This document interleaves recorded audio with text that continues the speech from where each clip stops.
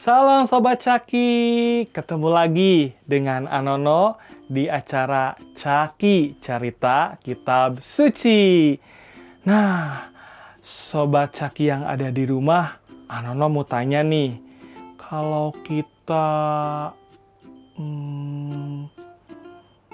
dengar kata dosa, apa yang terpikir oleh adik-adik? Apa coba?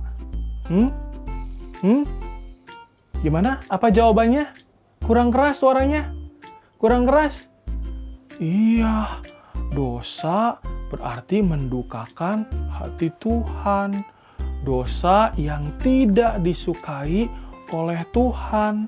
Ya, dengan kita berdosa, akhirnya hubungan kita sebagai manusia dengan Tuhan jadi tidak baik.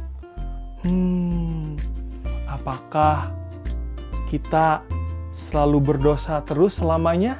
Oh tidak. Dengan kebangkitan, dengan kematian Tuhan Yesus, kita sudah ditebus dosa-dosanya. Biasa dosa identik dengan warna apa ini?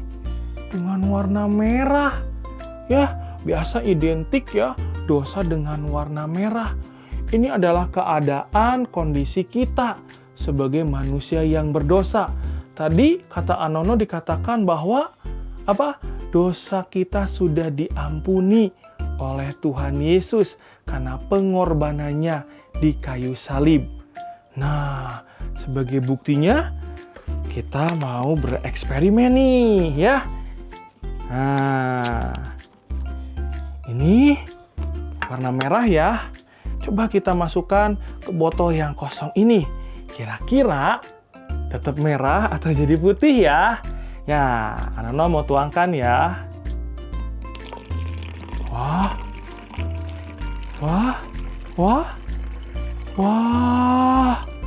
Betul ya. Akhirnya putih ya. Itu menandakan ya bahwa dosa kita sudah diampuni. Seperti tertulis dalam Yesaya 1 ayat yang ke-18.